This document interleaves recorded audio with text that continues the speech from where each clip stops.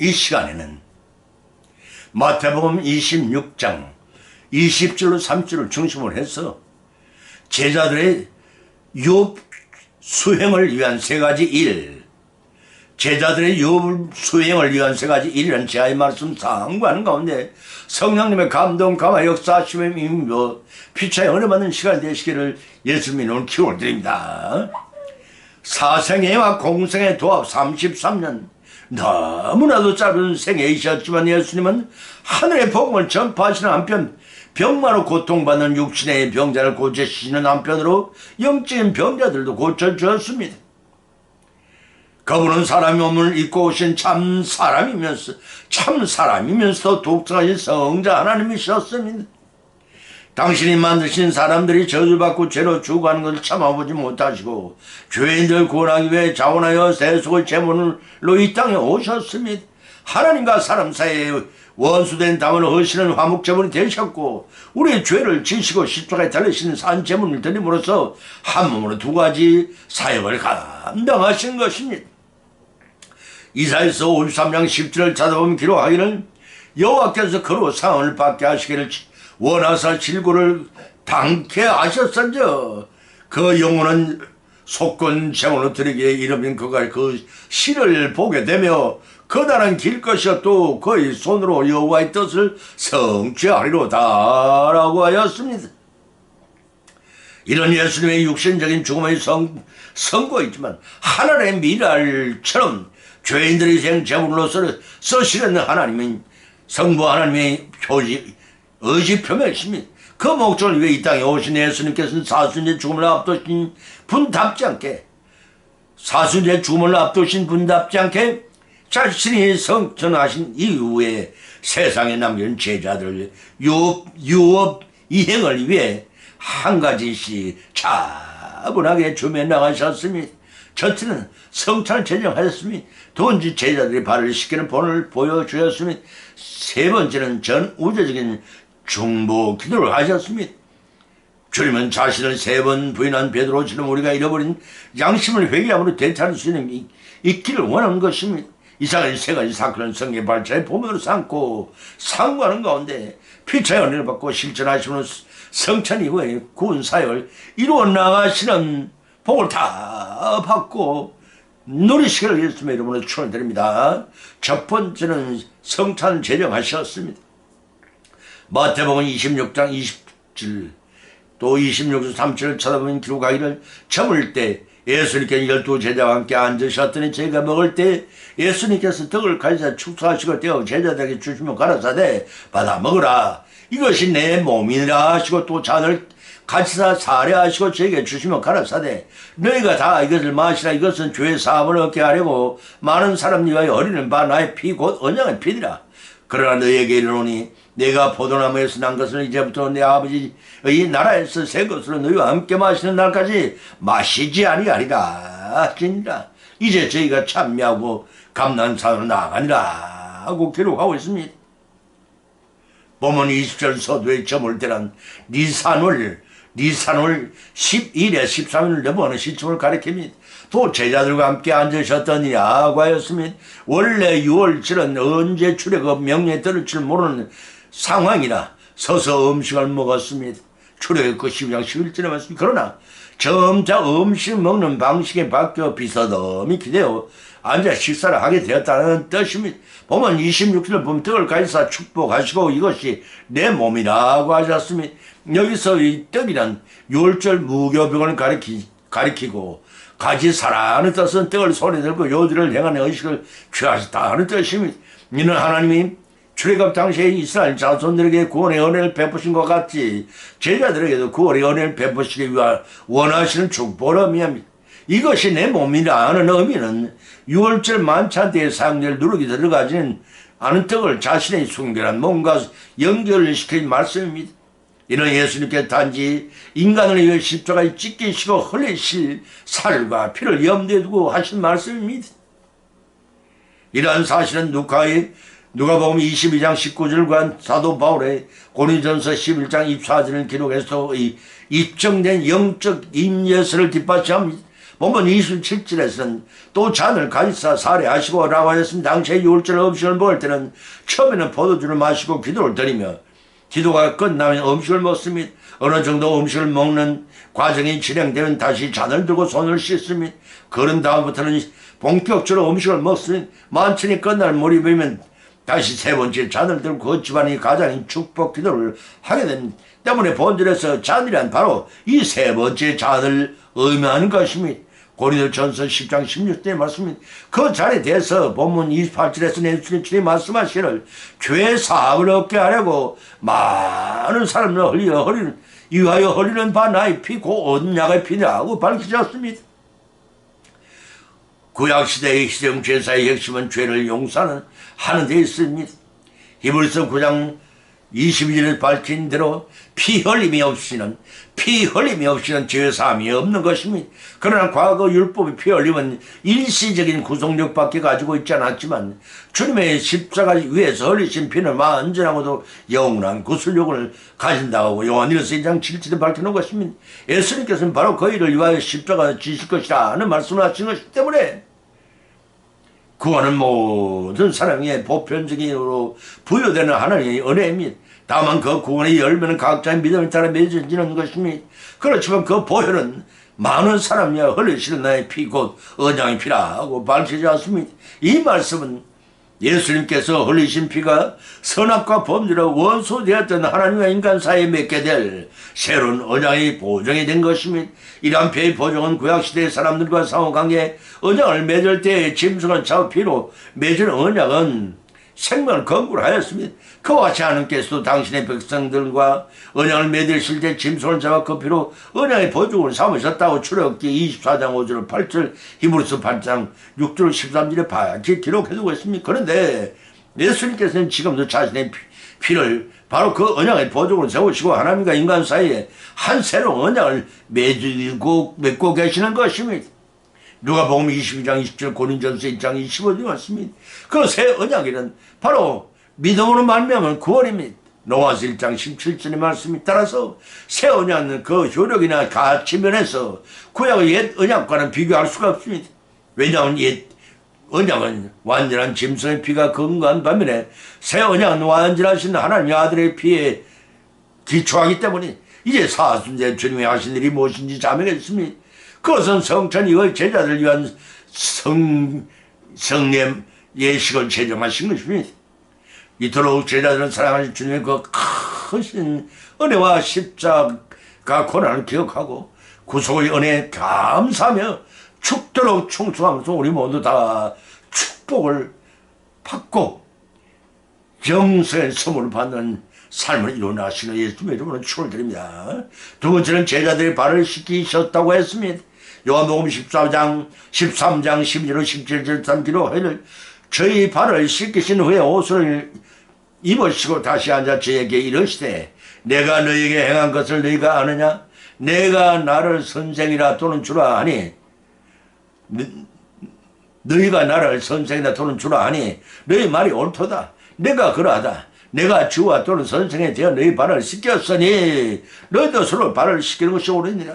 내가 너에게 행한 것 같이 너희도 행하게 하려 본을 보였노라. 내가 진실로 너희에게 이르노니 종이 상자보다 크지 못하니 보냄 받은 자가 보낸 자보다 크지 못하니 너희 이것을 알고 행하면 복이 있으리라 하고 하셨습니다. 십자가 순환을 목전에 두신 최후의 만찬 자리에서 예수는 제자들이 주님이 득세했을 때를 염두에 두고 보다는 세상이 권세를 선점하기 위하여 다투신 제자들의 모습을 생각하셨습니다. 그리고는 착잡한 심경으로 제자들의 발을 씻겨 나가셨습니다. 보면 12절의 말씀은 너희에게 행한 것을 너희가 아느냐 하고 반문하셨습니다. 이는 주님이 세족사실을 바로 알고 제자들에게 이를 실천하라 하시는 명령이기도 했습니다. 특히 할 만한 사실은 발을 씻김을 거부하는 베드로와 대화 속에서 영적 시선과 구속력 의미가 강조되었으면 요한복음 14장 8절에 갔습니다. 이는 진정한 성령의 도를 강력한 실천 요구하고 것입니다. 보면 13절로 14절은 예수님께서 서성되는 나에게 너희가 나를 시키는 것이 옳으냐고 전제하였으면 그렇게 말씀하십니다. 아니면 15절은 너희도 행하게 하려 하여 본을 보였느라고 밝혀졌습니다. 바로 이 세족식은 성내전 성내전으로 시행되었음을 교회사를 통해서 알 수가 있습니다. 어거스틴 시대는 고난주간의 목요일은 세족식이 행해졌고 지금까지 로마 교황에 의해 정기적인 행사로 시행되고 있습니다. 영국의 모로비안 교도들과 일부 세대 침례 교회에 대해서는 지금까지 시행을 하고 있다고 합니다. 예수님이 강조점 반복적인 시행을 원하시는데 목적을 두신 것이 아니라 신자들 서로 간의 모든 교회 서로 아끼고 사랑하여 화평을 이루기를 원하셨던 것입니다. 또 본문 16절에 말씀하시는 총이 상전보다 크지 못하고 보냄을 받은 자보다 크지 못하니라고 하셨습니다. 이 말씀을 통해 제자들을 종으로 규정하시고 예수님께서는 자신을 보낸 자요 제자들을 보냄받은 자라는 새로운 관계를 제시하셨습니다. 원래 보냄을 받은 자 헬라어 아토스톨로스란 말은 의사 누카에 의하 12 제자들의 선택식에서 제자들에게 부여진 호칭이지만 누가복음 6장 13절의 기록입니다. 요한에게는 이 절에서만 나오는 표현입니다. 그렇지만 보냄을 받은 자 12명의 만찬식에 참여한 제자들이 주종의 관계에서 복음 전파의 사명을 부여한 위임 명령과도 같은 것이었습니다. 그래서 예수님께서는 본문 17절에 이것을 알고 행하면 복이 있으리라고 하셨습니다. 여기서 헬라어 타우타라는 말은 발을 시킴을 입은 보냄을 받은 자들 곧 제자들이 행할 일이 되어가는 많은 것을 볼 수가 있기 때문에 당시의 제자들은 물론 오늘날의 우리들에게도 보냄을 받은 자들에게 주어진 사명임을 잘 인식하고 실천에 옮겨야 할 것입니다. 왜냐하면 알지도 못하고 행하는 행동은 잘못될 수가 있기 때문입니다. 또 보면 본절 말미에서 복이란 육신적인 현세에서 누릴 축복보다는 그리스도께서 주신 마음의 평안과 내세에 누릴 영원한 복이라는 의미가 더 강하다고 볼 수가 있습니다. 따라서 예수님의 제자들이 발을 친히 씻기신 것처럼 너희도 서로의 발을 씻는 실천적인 사랑을 베풀러 화목하라는 것입니다. 이제 사순절에 주님이 하신 일이 무엇이냐 자명했습니까? 그것은 성찬 이후 제자들에게 서로 다투지 말고 제자들이 발을 씻긴 신의를 통해 서로 화평하고 형제간에 서로 성gem으로서 복음 전파의 사명을 위해 서로 사랑할 것을 본을 보여주신 것입니다. 이러한 주님의 본을 받아 실천적인 삶을 통해 주님을 기쁘시게 하는 우리 모두의 믿음 생활을 통해 칭찬과 상을 풍성히 받으시기를 예수님의 이름으로 축원드립니다. 세 번째는 전 우주적인 중보 기도를 하셨습니다. 요한복음 17장 1절로 26절처럼 기록하기를 예수님께서 말씀하시고 눈을 들어 우르르 가라사대 아버지여 때가 이르렀사오니 아들을 영화롭게 하사 아들로 아버지를 영화롭게 하옵소서. 아버지께서 아들에게 주신 모든 자에게 영생을 주게 하시려고 만민을 다스리는 권세를 아들에게 주셨음이로다이다. 영생은 그 유일하신 참 하나님과 그의 보내신 자 예수 그리스도를 아는 것이니라. 아버지께서 내게 하라고 주신 일을 내가 이루어 아버지를 이 세상에 영원하게 하여 싸우니 아버지의 창사전에 내가 이 아버지와 함께 가졌던 영화로서 지금도 아버지와 함께 나를 영원하게 하옵소서라고 밝히고 계십니다. 동 6절로 26절까지 제자들 위한 기도를 하시면서 동 15절로 17절에서는 내가 비옵는 것은 죄를 세상에 데려가기 위함이 아니요 오직 악에 빠지지 않게 보존하시기를 위함이니이다. 내가 세상에 속하지 아니한 같이 저희도 세상에 속하지 아니했사옵나이다. 저희를 진리로 거룩하게 하옵소서. 아버지의 말씀은 진리니이다 라고 하셨습니다. 보면은 죽음을 앞두신 예수님 마지막 중보기도가 본문의 핵심 내용입니다.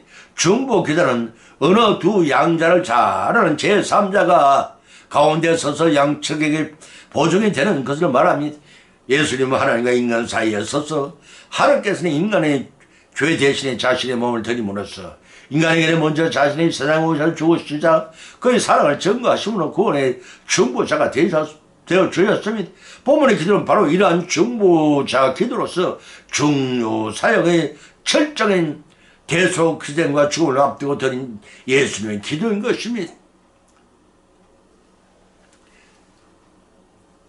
예수님의 중보 기도에 나타난 공생 사역의 내 10가지를 살펴보면 성경은 말씀을 통해 첫째는 요한복음 17장 2절을 통해 믿는 자에게 영생을 주신다고 했습니다. 두 번째는 동사절을 통해 성부 하나님께 영원하게 하셨습니다. 세 번째는 6절을 통해 세상에 하나님의 이름을 나타내셨고, 네 번째는 8절을 통해 성부 하나님의 말씀을 전파했으며, 아홉 번째는 자신에게 속한 자들을 위해 기도했습니다. 12번째는 12절에서는 성부의 이름으로 제자를 보존하십니다. 일곱 번째는 12절을 통해 성경의 말씀을 성취하셨습니다. 여덟 번째는 14절을 통해 성부의 이 말씀을 제자들에게 주십니다. 아홉 번째는 18절은 제자들을 세상에 보내셨습니다. 열 번째는 22절을 통해 자신의 영광을 제자들에게 주셨습니다. 본문을 통해 우리는 예수님의 정보 기도에 나타난 공생의 사역의 10가지를 살펴보면 보혜사로서의 사람의 사역 8가지를 살펴보지 않을 수가 없습니다. 첫째는 요한복음 14장 1절 통해서 위기 상황의 예고와 불안해하는 제자를 위로하셨고, 두 번째는 14장 2절로 3절은 성도들 위해 하늘나라의 처소를 예비해 놓으셨으면, 세 번째는 14장 16절 14절을 통해 보혜사 성령을 보내주실 것 약속하셨습니다. 네 번째는 14장 27절은 세상에 주는 것 같지 않은 평화를 주십니다. 다섯 번째는 15장 15절을 통해 성부께 드는 것을 다 제자들에게 가르치셨습니다. 여섯 번째는 15장 16절에 하나님께 자신의 이름을 구할 수 있게 하셨습니다. 일곱 번째는 16장 25절에서 53절을 통해 성도의 직접 기도로 하나님과 관계를 회복시켰습니다. 본문의 1절 20절 중보 기도의 내용을 살피는 세 가지를 구분할 수가 있는데, 첫째는 1절 5절까지는 예수님 자신과 성부 하나님 위한 기도입니다. 본문의 예수님의 중보 기도는 자신의 죄들을 구원하기 위해 성육신 하사 완전한 인간이 되시고 포기했던 창세전의 영광을 위해 십자가의 사역을 다 이루어 다시금 누리시기를 강구하는 것입니다. 이러한 중보기도는 자신의 영광을 통해 하나님의 영광을 드러내기를 바라셨습니다. 그것은 예수 그리스도의 지상생애와 그 사역은 전적으로 성부 하나님의 뜻을 이루어 드리는 그 자체이셨고, 그것은 성육신으로부터 십자가 수량과 부활 성천까지 하나도 주님의 뜻을 했다는 것이 아니라 성부의 뜻을 했다는 것이, 또한 예수님의 영광은 장사전에 이미 성부 하나님과 함께 소유했던 아들로서의 영광입니다. 때문에 성육신하신 하나님은 완전한 인간이시면서 동시에 완전한 성자 하나님이셨기 때문에 영생의 비결은 예수 그리스도와 그를 보내신 성부 하나님을 아는 데 있습니다. 따라서 길이요 진리요 생명이신 예수님을 통해서만 친정으로 하나님과 교제한 자만의 영생을 누릴 수가 있는 것입니다. 요한복음 14장 6절 말씀이, 두 번째는 6절로 19절까지 제자들을 위한 기도입니다. 성도들은 복음 전파와 하나님 나라의 확장이라는 주님의 지상명령을 속가지로 성취하기 위해 세상과 성별인 생활을 하는 것입니다. 만약 성도가 세상과 타협하고 그들과 영합한다면 거룩함을 상실하고 사람들을 진리 가운데 인도하기는 그냥 자신마저도 진리에 떠나기가 쉽기 때문입니다. 그것은 성도들이 하나님의 말씀만으로 거룩하게 보존될 수가 있음에도 인간이 타락을 말미암아 이 세상 모든 것이 본래의 순수성을 잃어버린 모두 상실해버렸기 때문에 예수님 자신의 택하신 백성을 끝까지 멸망으로부터 지키기 위해 기도하지 않습니다. 그와 같이 우리를 세상에 버리지 아니하시고 길 잃은 양 같은 우리를 장래 붙들어 구원에 이르도록 인도하시는 주님이십니다. 따라서 우리는 목자의 곁을 따라 땅 위로 가려니 어리석은 양 같은 행동을 하지 말고 주님에게 붙드는 바 되어 주님의 구원을 물론 성도로서 마땅한 본분을 다해야 할 것입니다. 세 번째는 1절 26까지는 모두 성도들을 위한 기도입니다.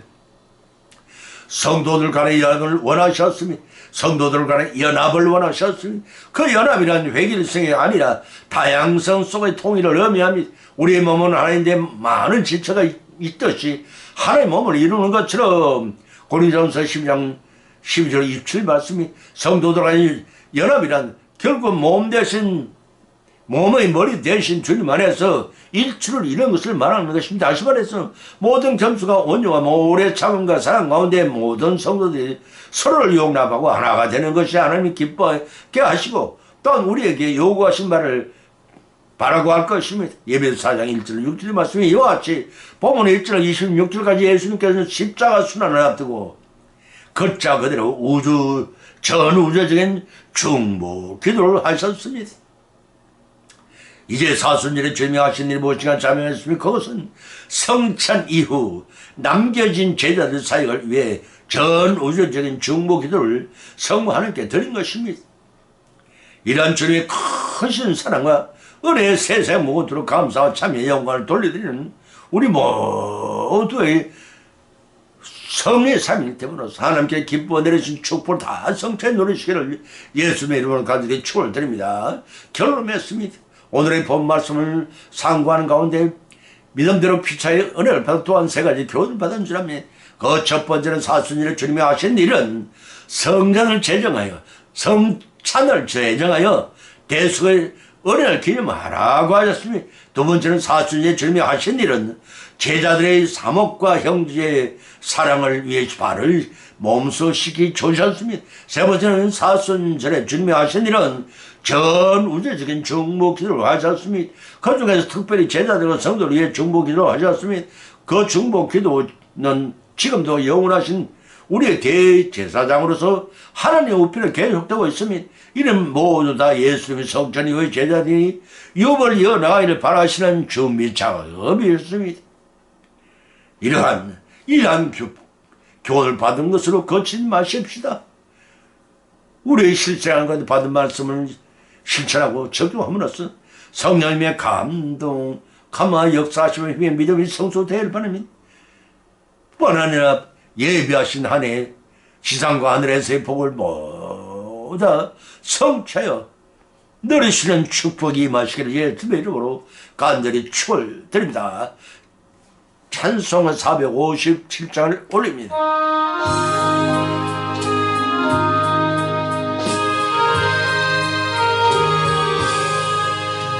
겟세마네 동산에 주님 생각할 때 근심이나 걱정을 외면할 수 있을까? 나를 항상 버리고 주님 따라 살리나 빌라도의 뜰에선 주님 생각할 때에 수치됨과 아픈 거 못 견딜 수 있을까?